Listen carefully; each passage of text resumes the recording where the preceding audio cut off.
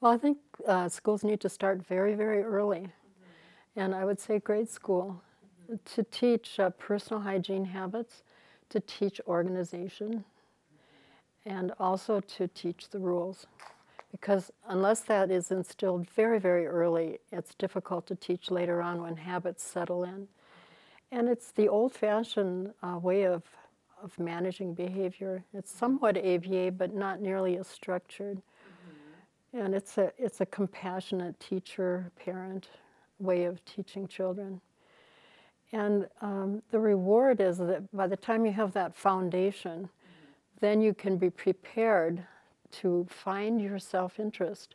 And whatever brings a light into the child's face, where their curiosity is piqued, then to start thinking creatively of what kinds of jobs are there that would integrate this specific interest in an employment situation. And then I think we need to go, especially with cuts in the budgets, to the apprentice system as corporations, that we need to find mentors who will teach people, and it would be a shadowing where they would learn how not to ask questions inappropriately. They observe and they're taught, and then they begin to do parts of the job, and then finally the parts that fit. And then they can job share if they can't do the entire job. If, for instance, it involves personnel or sales, they could do every part of it except the people's part.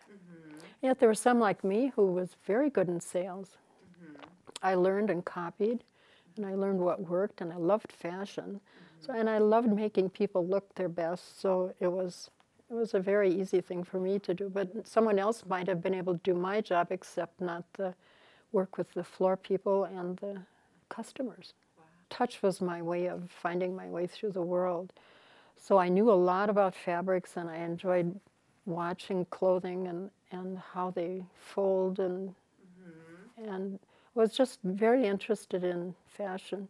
So I had learned it myself. I bought fashion magazines early, or would read them in the drugstore and sneak the magazine out, around the corner and read them and not pay for them. I never stole them, but I would read them cover to cover. I think I was fortunate, and you'll probably find my story to be many times fortunate. I was so curious about clothing that I would hang around the home ec department. And at that time, they only taught seniors, senior high students, home ec. And the next year, they started a program for grade schoolers, and I was a fifth grader, and I was able to learn to sew. And my apron, which I had to learn the basics and learn to sew the basic apron, and then she said that she would help me with my complicated project if I'd bring her the pattern.